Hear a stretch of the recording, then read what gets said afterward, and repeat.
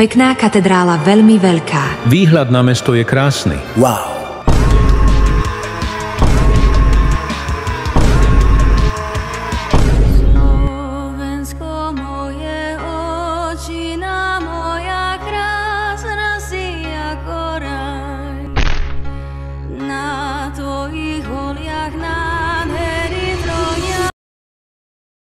Slovensko. Ľudia poznajú našu krajinu pre skvelú angličtinu, silnú ekonomiku, úžasný nápoj z mlieka, žinčica, a aj preto, že si náš každý milí s jedným štátom, ktorý má podozrivo podobnú vlajku, a ak sa nemýlim, tak má dokonca aj veľmi podobný názov. A nezabudnime na našu krásnu prírodu, ako napríklad toto miesto, kde sa v zime môžeš napríklad zohrať v Rajnerovej chate, porozprávať sa s týmto Ultimate Beast chatárom a pritom piť oravskú alebo slivovicu celú noc. A keď už sme pri tom, oravská je najlepší nápoj v celej Európe. Hej kamo, neviem čo do toho pumpujú, ale je to hela dobré. Tento nápoj budem donekonečna obraňovať, a keď už sme pri kulinárskych zážitkoch, tak si musíme predstaviť priemernú slovenskú stravu. Takže ako raňajky si dáme krajec chleba s poriadnym domácim ovčím syrom spod Vysokých Tatier a splachnúť to môžeš kávičkou popri rannej cige. Veľa cigariet. Ako obed si budeš musieť vybrať medzi maďarským guľašom. Toto chceme my Slováci, aby sa to vrátilo, aby nás vešali po kandeládro. Tak to teda nie. My pôjdeme do tankov a pôjdeme a zrovnáme Budapešť.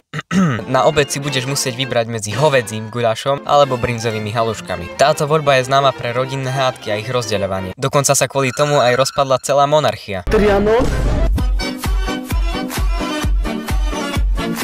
Takže si dobre vyber, čo si dáš. A zakončíme to večerou. Keďže už je koniec dňa a ide sa za chvíľu spať, tak si dáme niečo maličké, aby sme nemali žalúdočné vredy. Takže jedno. Veľké masné bravčové koleno s prílohou zemiakových placiek, ktorých teče olej. No dobre, ale kde zoženieš suroviny na takúto zdravú stravu? Coop Jednota. Toto je obchod, ktorý nájdeš v každej slovenskej dedine. A má boj, už len tie reklamy sú tak super úrovni, že tento obchod je lepší než nejaký Lidl a Kaufland dokopy. Taktiež v tomto obchode nájdeš všetko, čo potrebuješ na správny slovenský život. Rohlík, pivo, klobásy a aj tento skvelý džús, ktorý je pre tých, ktorí nedali odber. Tak, teraz keď už vieš niečo o slovenskej strave, ako pravý Slovák sa musíš naučiť, aký mať názor na svojich susedov. Poland.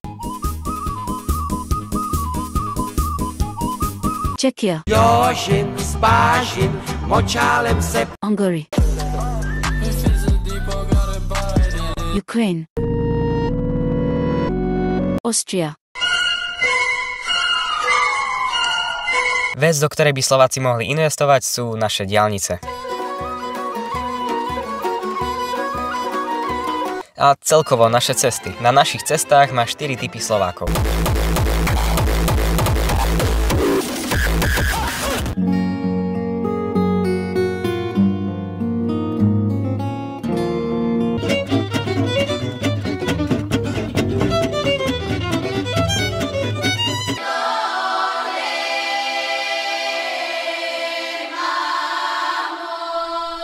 A keď už sme pri tých ľuďoch, poďme sa pozrieť na situáciu medzi 3 časťami Slovenska.